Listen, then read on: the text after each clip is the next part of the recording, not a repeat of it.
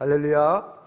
저는 오늘 본문의 말씀을 통해서 감사의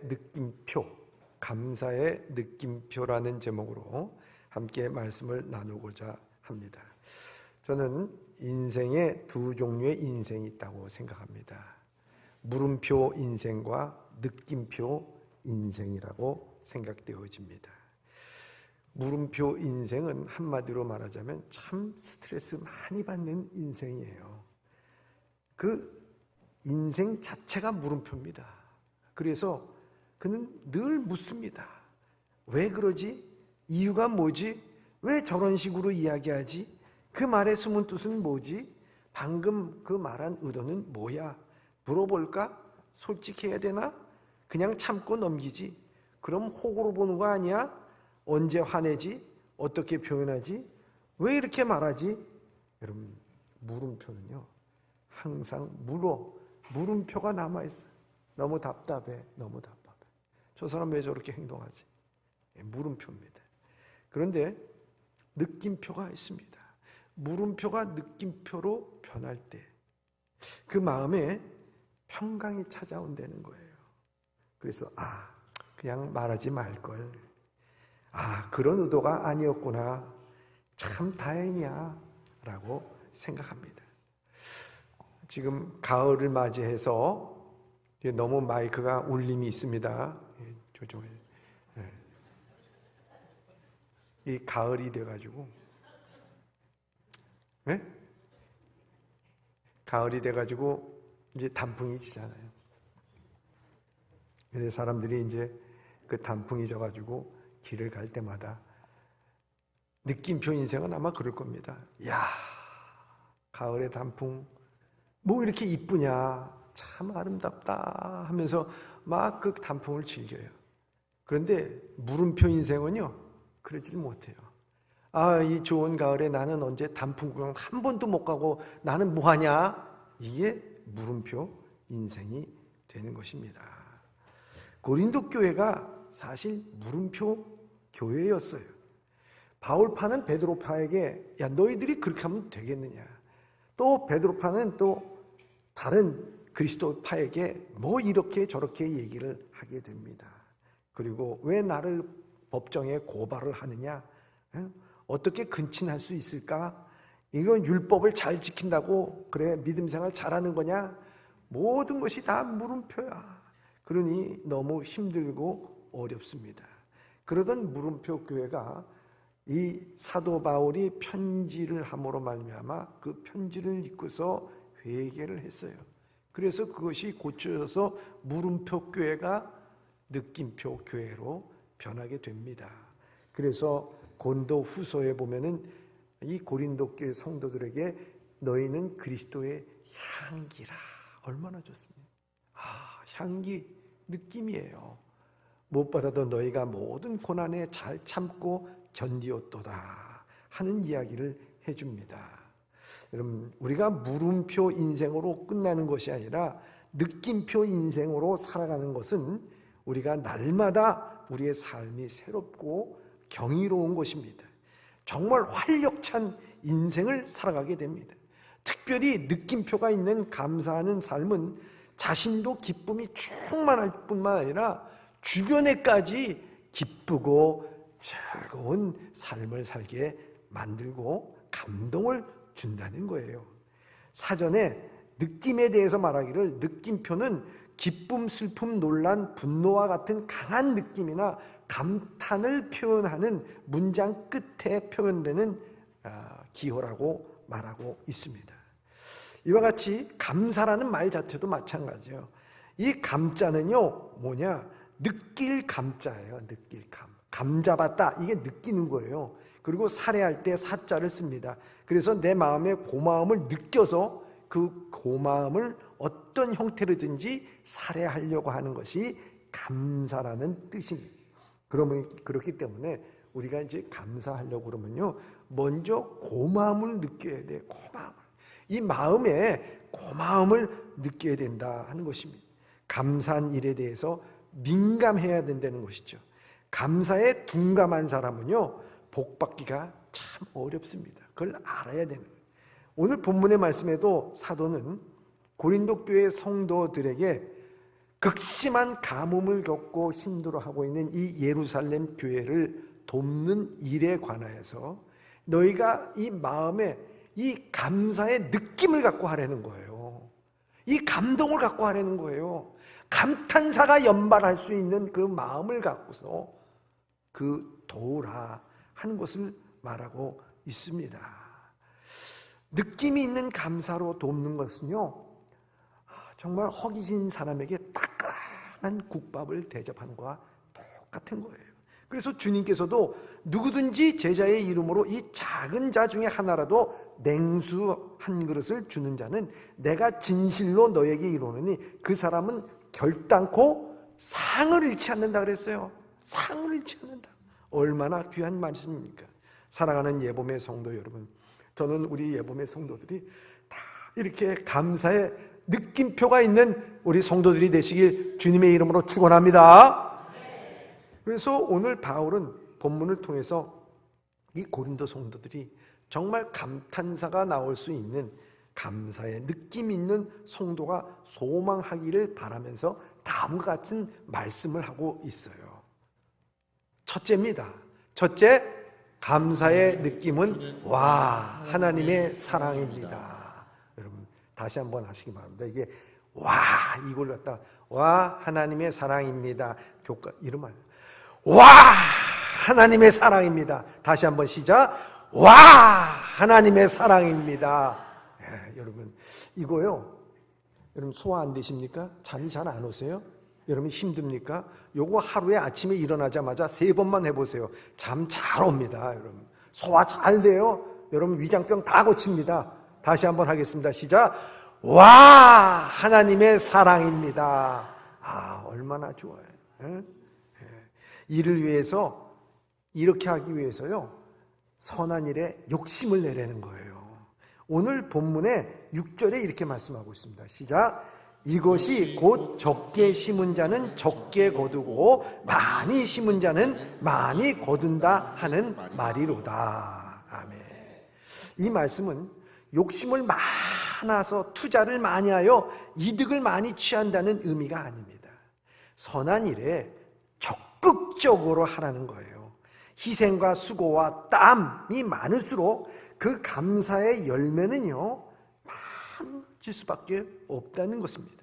이와 같이 선한 일에 많은 욕심을 내는 사람은요 그 삶의 감사가 넘쳐날 수밖에 없음을 말씀하고 있습니다. 내 인생이 메마른 것은요 그 삶 가운데 희생과 수고와 노력이 없기 때문에 선한 사업에 욕심을 내지 않았기 때문입니다. 그래서 바울은 이 세대를 명하여 말하기를 디모데에게 이렇게 말합니다. 선을 행하고 선한 사업을 많이 하고 나누어 주기를 좋아하며 너그러운 자가 되라 이렇게 말씀합니다.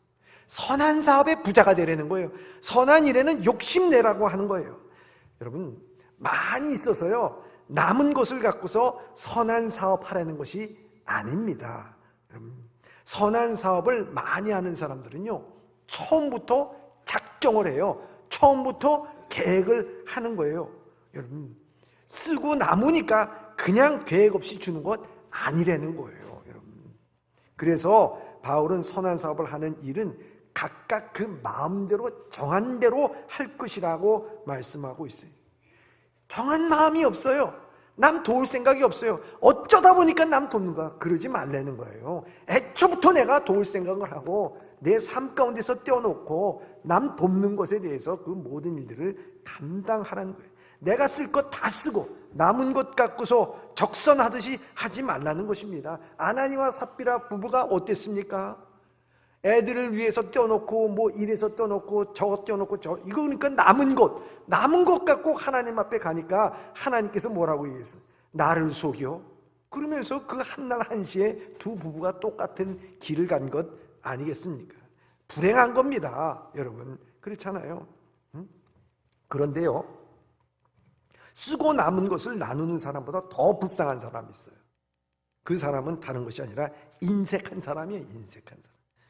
인색한 사람에 대해서 이 심리학자 프로이드가 얘기한 게 뭐냐면 발달 심리에서 정서가 결핍되어 있는 사람이라고 얘기합니다.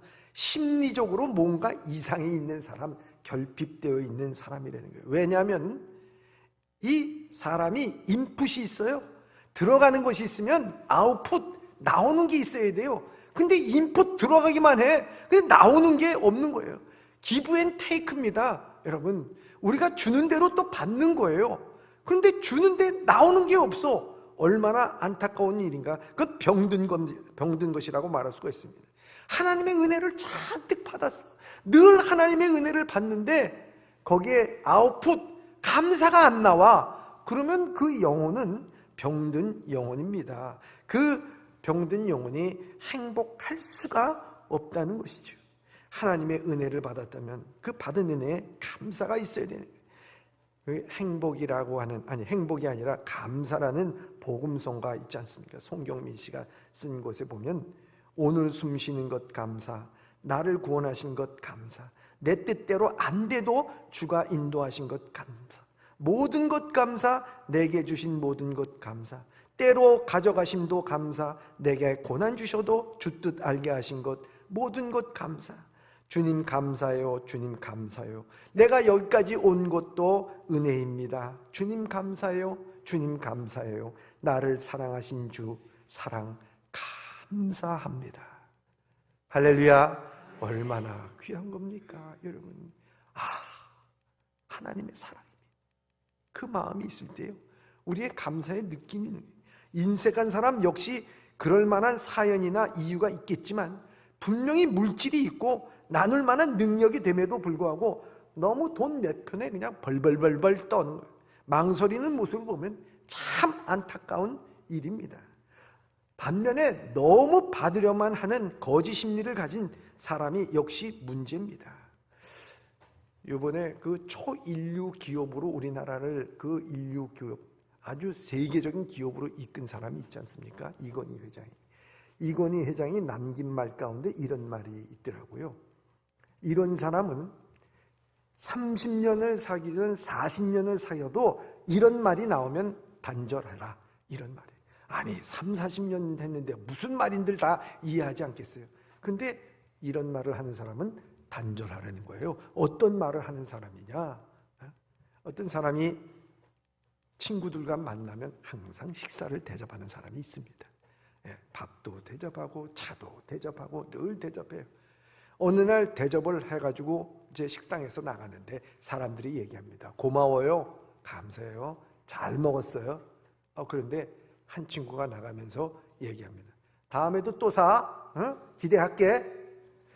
그런 말을 하는 사람의 심리는 어떠한 심리일 것인가? 이제까지 대접을 받고 이제까지 감사함으로 모든 것을 받았으면은 그것이 감사할 마음을 가져야 되는데 늘 한 번, 두 번 대접받다 보니까 그게 당연한 것으로 생각하는 거예요. 당연히 나는 대접받는 것이고 나는 내가 돈이 있으니까 나를에게 밥 사는 것이 당연한 것이라고 생각하는 그 마음, 그런 마음은 그 베푸는 모든 것에 대해서 무시하는 사람과 같은 것이다. 이런 사람들은 관계를 끊어도 좋다라고 말하고 있습니다. 왜냐하면 이 사람은 감사를 잃어버린 사람도 문제지만 모든 것을 당연한 것으로 얘기해서 그 사람의 인격과 배려까지도 다 무시하는 거예요. 그러니 얼마나 안타까운 일인가 하는 거예요. 하나님께서 매일마다 우리에게 은혜를 쓰셨는데 그것이 당연한 줄 알아. 당연한 줄 알아. 여러분, 내가 눈 뜨는 게 당연한 줄 알아. 교회 와서 내가 말씀 듣는 게 당연한 줄 알아요. 여러분, 그것은 하나님께서도 보시기에, 인간도 이런 사람들하고는 단절하라 그러는데 하나님 보시기에는 얼마나 안타깝겠는가 하는 것입니다. 여러분, 오병이어의 기적 아시잖아요. 오병이어의 기적이 왜 일어났어요? 그 소녀의 도시락이에요. 거기 물고기 2마리와 바리떡 5개를 갖고 많은 사람들이 굶주려 있는데 나 혼자도 배고픈 그것을 내놓은 거 아니겠습니까? 배려한 거 아니겠습니까? 먹여준 거 아니겠습니까? 그걸 먹고 나서 사람들이 얘기하기를 다음에도 도시락 싸와. 이런 사람이 있으면 되겠습니까? 그거 아니잖아요. 하나님께 그것을 예수님께서 그걸 받아가지고 하늘을 향해서 축사했다 그랬어요. 감사가 더해지니까 오병이어가 5,000명을 아니 2만 명을 먹이고 12바구니가 남을 정도로 풍부해진 하나님의 역사가 일어난 거 아니겠습니까? 와, 하나님 감사합니다. 여러분, 감사해서 하나님의 감사를 느낄 때는요, 그것이 감사만이 아니라 인생의 변화뿐만 아니라 기적이 일어난다는 사실을 알아야 된다는 것입니다. 그래서 고린도후서 오늘 본문의 말씀 7절에 이렇게 말씀하고 있습니다. 시작. 각각 그 마음에 정한 대로 할 것이요 인색함으로나 억지로 하지 말지니 하나님은 즐겨내는 자를 사랑하시느니라. 아멘. 하나님은 즐겨내는 자를 어떻게 한다고요? 사랑하는 거예요. 그 하나님의 사랑을 받았어, 인풋됐어, 나오는 게 사랑이야. 여러분, 얼마나 귀해. 하나님의 사랑이 모든 것을 다 이루게 된다. 예수님께서 베드로에게 얘기하잖아요. 내가 나를 여기 있는 모든 사람들보다 나를 사랑하느냐? 사랑하느냐? 예, 내가 주를 사랑하는 줄 주께서 아시나요? 여러분, 주님 사랑하니까요, 그 다음에 하는 모든 이들이 고난과 역경과 시련과 시험이 오더라도요, 다 할 수 있는 거예요. 다 풍부하게 하는 거예요. 넉넉하게 하는 거예요. 나중에는 로마에 가서 거꾸로 십자가에 박혔다고, 못 박혔다는 전설이 있을 정도로 그 모든 일들을 하는 겁니다. 여러분, 죄 많은 여인이 예수님 앞에 와서 자기의 옥합을 깨트려서 눈물로 예수님의 발바닥을 적시고 자기 머리털을 풀어서 향유 부은 모든 것을 닦아내는 그 모든 모습, 여러분, 사람들이 이런 말 저런 말 개의치 않아요. 하나님을 사랑하니까, 그 사랑을 받은 게 너무 기쁘니까 그 되면 어떻게 됩니까? 그 모든 것을 넉넉하게, 아니 넘어서서 귀한 일들을 할 수 있는 것 아니겠습니까? 매 순간 감사의 느낌은 주님이 나를 향한 사랑이 넘칩니다. 얼마나 귀한 일입니까? 제가 한번 와 하면 주님의 사랑이 넘칩니다. 여러분들 한번 해보시기 바랍니다. 와! 와! 와우! 내가 늑대도 아닌데 오늘 그렇게 했어요. 응? 왜? 여러분, 주님의 사랑이 넘쳐야 돼. 그러면 여러분들의 삶이 너무 좋아지는 거예요. 둘째입니다. 둘째, 감사의 느낌표는 와! 하나님의 은혜가 넘칩니다. 한번 해볼까요? 와! 아니, 와까지 하시라고. 다시 한번 와! 하나님의 은혜가 넘칩니다. 잘 맞지가 않았어요. 다시 와! 하나님의 은혜가 넘칩니다. 그렇습니다. 하나님의 은혜가 넘치는 거예요. 오늘 본문의 말씀 8절을 한번 읽어보시기 바랍니다. 시작. 하나님이 능히 모든 은혜를 너희에게 넘치게 하시나니 이는 너희로 모든 일을 항상 모든 것이 넉넉하게 하여 모든 착한 일을 넘치게 하려 하심이라. 아멘. 하나님의 은혜가 넘치니까요, 모든 것이 넉넉하게 일을 하더라도 넉넉한 거야. 여러분, 바울은 고린도 교회 성도들에게 남을 돕는 일은 내 능력으로 하는 것이 아니라는 거예요. 하나님의 은혜가 넘쳐났어. 그렇기 때문에 하는 거예요. 그래서 모든 것이 넉넉합니다. 물질만 넉넉한 것이 아니라 마음도 넉넉해. 마음만 넉넉한 게 아니라 생각도 넉넉합니다. 모든 것이 넉넉하여 짜증이 안 나. 아깝다는 생각이 안 들어. 그래서 이 모든 것이 넉넉함에 있어서 하나님의 은혜가 넘쳐난다는 것을 우리에게 말씀하고 있습니다. 누가복음 여기 12장 31절에서 21절에 보면은 거기에 예수님께서 이러한 예화를 줘요. 어떤 부자가 소출을 했는데 소출이 그에 따라서 엄청나게 소출이 늘어났어. 야, 그래서 이 농부가 고민한 것이 뭐냐면, 야, 이걸 어떻게 해야 되나 고민하다가, 야, 창고를 더 지어서 이것을 그 창고에다 놓고서 내가 내 영혼에게 이르되 내 영혼아 여러 해 쓸 물건을 많이 쌓아두었으니 평안히 쉬고 먹고 마시고 즐거워하자, 이렇게 얘기합니다. 근데 이게 뭐 잘못된 일인가요? 아니잖아요. 여러분이 열심히 일했어, 수학 얻었어, 그러면 저 어려울 때도 있고 힘들 때도 있으니까 그거 모아두는 거야. 노년의 삶을 위해서 모아두는 거 얼마나 좋습니까? 괜찮아. 그거에 대한 문제가 되지 않아. 그런데 예수님은 그 사람에게 이렇게 얘기했어요. 뭐라고 얘기했냐면은, 하나님은 이르시되 어리석은 자여 오늘 밤에 내 영혼을 도로 찾으리니 그러면 내 준비한 것이 누구의 것이 되겠느냐 하셨으니, 이렇게 악하다고 비난한 게 아니고 어리석다고 얘기한 거예요. 이 사람의 중심은 뭐냐면, 물질을 나를 위해서 창고를 지어서 여러 해 먹을 것을 쓰자 하는 것이 인생의 중심이야.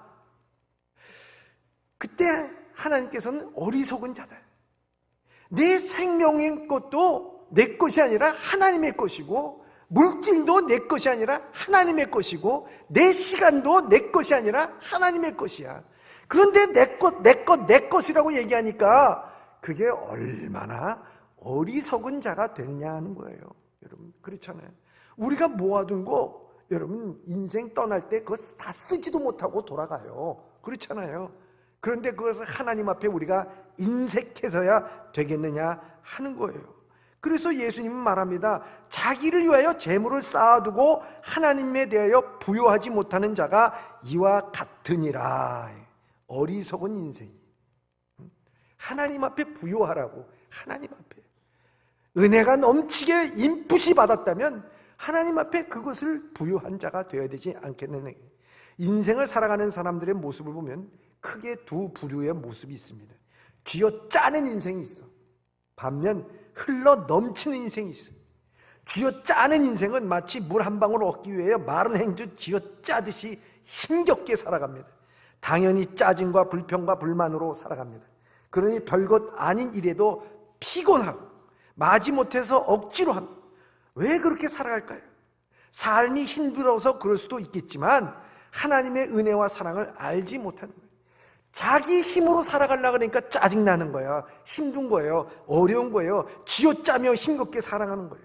그런데 다른 한편으로 흘러 넘치는 인생이 있어요. 그 역시 산다는 것이 어려움이 왜 없겠습니까? 그럼에도 하나님의 은혜와 풍성함을 경험했기 때문에 어떤 형편에든지 그 평안과 여유를 잊지 않아. 얼마나 좋아요. 예? 뿐만 아니라 그 삶에 긍정적인 에너지가 넘치기 때문에 어려운 일에도 기뻐하며 감사함으로 넉넉하게 이기는 삶을 살아가는 거예요. 은혜라고 하는 거 값없이 주시는 건 아니겠습니까? 우리 다 은혜로서 하나님의 구원에 값없이 주셨어요. 우리는 다 하나님 앞에 죄인이야, 멸망받을 죄인이에요. 그런데 나를 사랑하시고 구원하시고 구원할 뿐만 아니라 여러분들을 영화롭게 해주셨잖아요. 얼마나 귀한 것인가. 하나님 은혜가 내게 넘치는 것이 하나님, 얼마나 중요해요. 제가 노예일 때문에 이 노예 사무실을, 이 종로를 가게 되는 일이 있거든요. 근데 한 번은 이 종로에 가서 일을 보고 그 건물에서 이렇게 나왔어요. 근데 나왔는데 그 한 할머니 되시는 분이신데 정말 얼굴 보기에도 너무 얼굴이 배고파 보이는데도 그런데 뭐 그 비닐봉지, 검은 비닐봉지를 들고서 뭐 어쩔 줄 모르고 이러고 있어요. 그러면서 내가 나오니까 저 양발 하나 사주시겠어요? 그러더라고요. 펴놓고 파는 것도 아니야. 거기 집어넣고 그냥 이렇게. 그래서 여기 이런 사람들이 있나 보다. 저 그냥 지나쳐 갔어요. 한 몇 발자국 지나가는데 내 양심, 이 주님께서 성령이 말하더라고요. 뭐라고 해요? 야, 넌 뭘 그렇게 10,000원 하나 갖고 그렇게 짜게 구냐, 인색하게 구냐? 그건 뭐 그렇게 없어, 너 거지야? 그런 말이 드는 순간 다시 돌아갔어. 그래서 그분에게 공손하게 10,000원짜리를 이렇게 드렸어요. 그러니까 막 열고서 그냥 양말을 갖다 한 움큼을 주려고 그래. 그래서 됐습니다. 가서 따끈한 점심 식사 하십시오 하고 괜찮습니다. 그리고 가는데 계속 쫓아오는 거예요. 안 받으면 내가 불편해요. 이거 저 양발 받으세요. 다른 사람한테 또 많이 파세요. 그리고 손을 잡고 기도를 해주고 저는 왔습니다. 마음이 굉장히 짠하더라고요. 그러면서 감사하더라고요. 집에 와서 이제 씻으려고 양발을 벗으려고 보니까 내 양말이 빵꾸가 나 있어. 그 양말이 빵꾸가 나 있는데 제 속심령에서는 이런 얘기가 들려요. 야, 넌 양말에 빵꾸 났냐? 넌 그 여인이 마음에 빵꾸 난 것을 메워준 거야. 그런 말을 해요. 그때 제 마음에 감사가 물밀듯이 하나님의 은혜구나. 이 모든 것을 통해서 하나님의 은혜를 나에게 넘치게 주셨구나 하는 생각을 하게 됐습니다. 사랑하는 예봄의 성도 여러분 지금 누군가에 의해서 손해보신 것이 있습니까? 그래서 여러분들이 힘들어 하십니까? 여러분 손해를 봤다 그러면요, 누군가 여러분 때문에 그 손해를 만회하는 사람들이 있는 거예요. 여러분들이 억울한 일이 있습니까? 여러분 그러면요, 누군가 여러분 때문에 위로를 받는 거예요. 그렇기 때문에 오늘 우리에게 남을 도와주고 내가 손해를 받고 내가 억울하고 내가 힘들었다는 것은요, 나로 하여금 누군가가 그것에 대해서 위로를 받고 누군가가 거기에 대해서 또 손해를 보충을 받고 누군가가 사랑을 받았다고 하는 것입니다. 얼마나 귀한 것인가. 하나님의 은혜가 넘쳐나면요, 구원의 기쁨과 감사가 넘쳐나면 하나님의 은혜가 넘칩니다. 얼마나 귀한 겁니까? 여러분 제가요 손해봤습니까? 그러면 여러분들은 하나님의 은혜가 넘칩니다. 한번 그렇게 해보시기 바랍니다. 손해봤습니까? 억울합니까? 아픕니까? 할렐루야. 여러분 그렇게 생각해요. 하나님께서는 그런 것으로 인해서 얼마나 귀한 일인가. 그 바울은 고린도 교회 성도들에게 넉넉한 마음을 주셨어. 넉넉한 마음을 주셨어. 그러므로 인해서 예루살렘 교회가 이 가뭄으로 인해서 완전히 식량도 바닥이 나고 마음도 바닥이 나고 모든 것이 다 펑크가 난 것을 갖다가 이들의 감사로서 인해서 그것을 나눔으로 인해서 그게 다 채워진 거예요. 놀라운 역사예요, 여러분. 여러분들이 그러한 마음을 가져야 돼. 그랬을 때 느낌 있는 감사로 살아가. 얼마나 감사해. 그래서 오늘 본문의 말씀 11절에 이렇게 말씀합니다. 시작. 너희가 모든 일에 넉넉하여 너그럽게 연보함을 함은 그들이 우리로 말미암아 하나님께 감사하게 하는 것이라. 아멘. 그렇게 하니까 그들이 나는 그 모든 것 하나님의 받은 은혜로서 했는데 그들이 감사해. 얼마나 귀한 겁니까? 이러한 느낌 있는 감사로 살아가시는 우리 예봄의 성도들이 다 되시길 주님의 이름으로 축원합니다. 셋째입니다. 셋째, 시작. 감사의 느낌은 감사가 넘쳐납니다. 얼마나. 내가 감사의 느낌은, 그러면 여러분들이 그 다음을 하시길 바랍니다. 감사의 느낌은 그때요, 감사가 넘쳐납니다 이러지 마시고요, 감사가 넘쳐납니다. 옆 사람 좀 쳐도 괜찮아. 자, 감사의 느낌은 다시 한번. 감사의 느낌은 여러분 지금 속이 뻥 뚫렸잖아요. 지금 얼마나 감사해, 얼마나 기뻐. 바울은 구제하고 돕기 위해서 연보하는 일, 이 이벤트 특별한 일이 아니라는 거예요. 그게 봉사와 직무라는 거예요. 여러분 이 봉사와 직무라는 말은 디아코니아라는 말을 쓰잖아요. 이거 우리가 늘 쓰는 말이에요. 이 봉사와 직무라고 하는 것은 다른 것이 아니라 봉사의 직무는 이게 디아코니아, 나누는 일, 감사하는 일. 이거는요, 종이 심부름 하는 거예요. 식탁에서 심부름 하는 거예요. 하나님의 심부름 하는 거예요. 내가 돕는 내 물질로, 내 시간으로, 내 재능으로 돕는 게 아니라 하나님께서 나에게 심부름 시킨 거예요. 하나님의 것을 갖고 도우라는 거예요. 그러니 내가 직무로서 이 모든 일을 하는 것이 하나님, 나를 쓰시는 하나님 감사합니다 하는 말을 할 수밖에 없다는 거예요. 그래서 이 9장 12절에 보면은 여러분이 행한 이 봉사의 일은 어려운 처지에 있는 성도들에게 필요한 것을 공급해 주는 데서 그치는 것이 아니라 많은 형제들로 하여금 하나님께 넘치도록 감사하게 하는 일로 이어지게 될 것입니다. 이게 쉬운 말 성경에 그렇게 되어 있어요. 얼마나 중요한 것이, 그들로 하여금 하나님의 사랑에 넘치도록 감사하게끔 만드는 것이다. 저는 봉사를 하는데요, 세 종류의 사람이 있다고 생각해요. 첫째는요, 주변 사람이 함께 일을 할 때 힘들게 하는 사람이 있어요.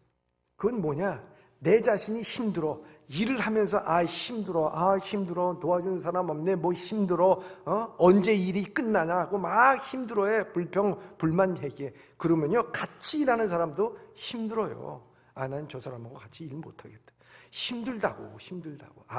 뭐 투덜투덜대고 하면은요, 일은 하면서도 능률이 안 오를 뿐만 아니라 그 하는 사람도 같이 힘들고 은혜가 되지 않고 오히려 그 모든 일에 우리가 받은 은혜를 다 소진해. 안타까운 일이야. 두 번째는요, 일 잘하는 사람이 있어요. 맡은 일을 잘해. 근데 일 잘하는 게 중요한 게 아니라 그 옆에 있는 사람이 더 중요해. 일 잘하네요. 칭찬을 하면서 바라보는 게 뭐냐? 어떻게 바라보냐? 일 잘, 난 저렇게 못해. 나에게 맡겨주면 난 저렇게 못해. 그렇기 때문에 난 안 해. 그리고 피하는 겁니다. 나의 일 잘하는 사람 옆에서 난 일 못해.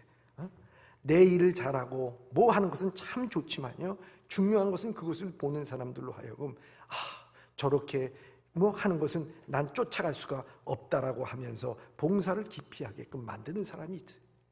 세 번째 사람은 어떤 사람이냐면요, 봉사의 직무를 감당하는데 주변 사람들이 영적으로 성숙해지는 사람이 있어요. 일을 하면서 실수도 있고 어려움도 있어. 그러나 그때마다 손잡고 기도하자 그러고, 시작할 때마다 기도하자 그러고, 하나님의 은혜입니다. 사랑입니다. 옆에 돕는 사람을 오히려 칭찬하고, 나 같으면 못했을 텐데 그 자매가 있어서, 권사님이 있어서, 집사님이 있어서 내가 이렇게 살아요. 고마워요. 내가 오늘 저녁 살게요. 뭐 살게요. 커피 한 잔 살게요.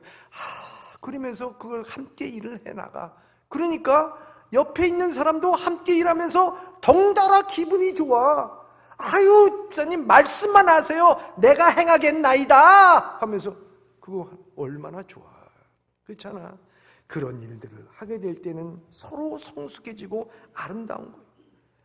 그것은 하나님의 사랑이 넘치니 은혜가 넘치니 감사가 넘치고 봉사의 직무를 감당하니 넘치는 감사로서 하나님 앞에 영광을 돌리는 거예요. 그래서 오늘 본문의 말씀 13절 14절에 이렇게 말씀하고 있습니다. 시작. 이 직무로 증거를 삼아 너희가 그리스도의 복음을 진실이 믿고 복종하는 것과 그들과 모든 사람을 섬기는 너희가 후한 연보로 말미암아 하나님께 영광을 돌리고 또 그들이 너희를 위하여 간구하며 하나님이 너희에게 주신 지극한 은혜로 말미암아 너희를 사모하느니라. 아멘. 얼마나 좋습니다. 사랑하는 예봄의 성도 여러분 가운데 은혜가 넘치고 사랑이 넘치며 감사가 넘치며 봉사의 직무를 감사함으로 감당해야 하는 것입니다. 우리 사랑하는 성도들 교회에서 또 토요일마다 청소하잖아요. 나와서 청소하고 닦고 의자 닦고 하면서 감사하게 내 주를 가까이 하게 함 십자가 찬양하면서 모든 일을 하고 걸레질하면서 또 끝나고 나가지고는 또 뭐 교구장로님이 가져온 또 쌕쌕 옛날에 쌕쌕이지 지금 뭐야 쌍화탕도 나눠 먹고 얼마나 기쁨이죠. 감사 얼마나 좋습니까? 그러잖아요. 그 모 방송국에 늘 나오는 노래 있잖아요. 만나면 좋은 친구. 그 다음에 뭡니까? 내가 그 얘기 하려고 그런 게 아니에요. 우리 성도들도 좀 그랬으면 좋겠어. 만남은 좋은 친구, 예봄의 성도들이여. 아이, 얼마나 좋아. 만남은 좋은 친구야. 우리 모두 만나면 좋은 친구. 그래서 감사하고, 얼마나 감사해요. 여러분, 포르투갈 말로요, 따봉이라는 말 있잖아, 따봉. 그게 좋다라는 것에 아주 최상급이야.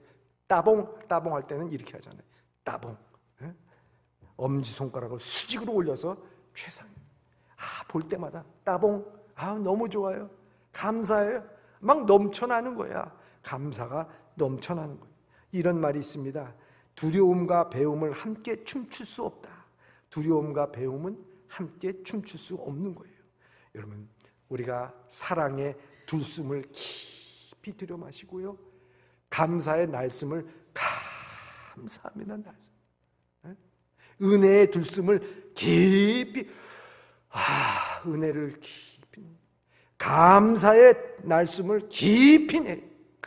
얼마나 봉사의 기쁨의 들숨을 깊이 들, 감사의 날숨을 깊이 낸다. 여러분, 이렇게 살면요, 우리 마음의 근심과 걱정과 두려움과 아픔과 또 억울함은요 다 사라져. 얼마나 기쁘고 얼마나 감사한지 모른다 하는 것입니다. 사랑하는 예봄의 성도 여러분, 정말 여러분 아침마다 일어날 때, 와, 하나님의 사랑, 하나님의 사랑이 넘칩니다. 와, 하나님의 은혜가 넘칩니다. 와, 감사가 넘칩니다. 이런 말을 여러분들 하면서 느낌 있는 성도로서 살아갈 때 여러분들의 인생이 정말 복받는 인생, 축복받는 인생이 되길 주님의 이름으로 축원합니다. 마지막으로 한번 하겠습니다. 와 하면은 하나님의 사랑이 넘칩니다. 와 하면 하나님의 은혜가 넘칩니다. 와 하면 하나님 감사가 넘칩니다. 한번 하시기 바랍니다. 시작. 와! 와! 와! 할렐루야! 이렇게 살아가는 우리 예봄의 성도들이 되시길 바랍니다. 저는 이것을 말씀을 준비하면서요, 아까 얘기한 그 송경민 씨의 그 감사 찬양 함께 좀 불렀으면 좋겠어요.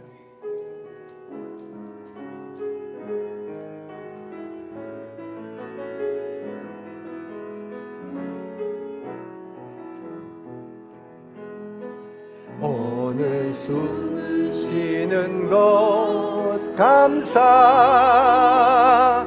나를 구원하신 것 감사, 내 뜻대로 한데도 주가 인도하신 것, 모든 것 감사, 내게 주신 모든 것 감사, 때론 가져가심도 감사, 내게 고난 주셔서 주를 알게 하신 것, 모든 것 감사, 주님 감사해요. 주님 감사해요. 내가 여기까지 온 것도 은혜입니다. 주님 감사해요. 주님 감사해요. 나를 사랑하신 주 사랑 감사합니다. 항상 주 안에 참된 소망 주신 것 감사, 나 같은 사람도 자녀 삼아 주신 것 모든 것 감사. 주님 감사해요. 주님 감사해요. 내가 여기까지 온 것도 은혜입니다. 주님 감사해요. 주님 감사해요. 나를 사랑하신 주 사랑. 주님 감사해요. 주님 감사해요. 다시 한번 합니다. 주님 감사해요. 주님 감사해요. 내가 여기까지 온 것도 은혜입니다. 주님 감사해요.